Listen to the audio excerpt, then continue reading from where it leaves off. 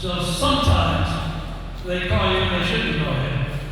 But this mother was calling because she was at the Children's Hospital in Boston with her 8-year-old son who was having some kind of allergic reaction to something. His face was swollen up. He was having a hard time breathing. And she was literally hysterical on the phone. She thought her son was dying. And she said, "Please, Pastor Jim, get me done." The hospital was about a 35-minute drive from the church, depending on the traffic. It was midnight, so the traffic wasn't bad. Now, I had a full-time children's pastor. I could have called the children's pastor and say, "Hey, go into Boston. We've got this little boy in trouble. Go in there and be with the mother and the family to intercede for the child." But this was one of those calls where I just knew I have to take the call. I'm the senior pastor. I'm the lead pastor. I can't delegate this to somebody else. And so I got out of my car. I drove into Boston. I went to the Children's Hospital. And I was there until 3 o'clock in the morning with the mother until the doctors said the boy's had a breakthrough.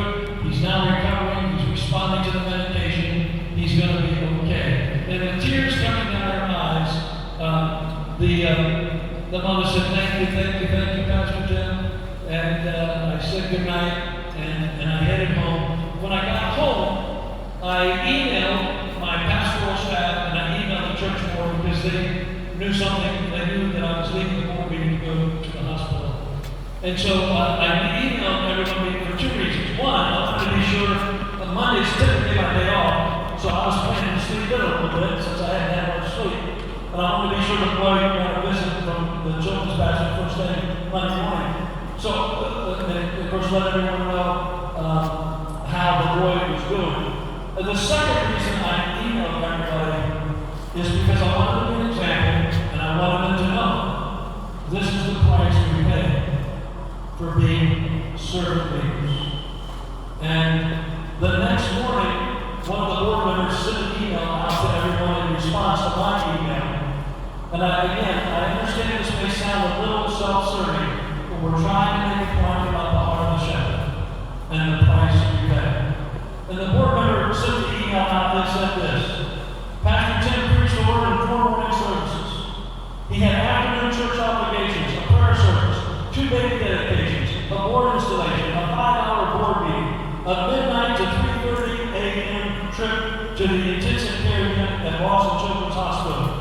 By my estimate, our pastor put in a 22-hour day yesterday. Pastor, you are a one-of-a-kind leader and man of God. Now listen to what he writes next. Your love for Christ is evident by your love for people. It's a privilege to follow you as my shepherd as we follow Christ together. And I believe, loved ones, that is an example of the price we have to be willing to pay to be shepherds of the flock of God. Now, if you have your outline, do you have your outline? If you take your outline and just stand with me, we're going to close out with these paradoxical commandments of leadership.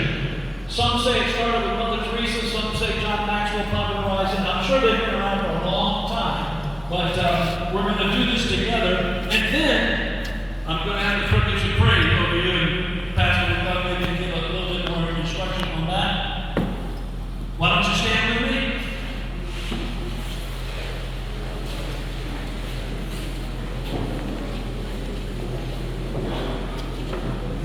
Everyone find those paradoxical commandments?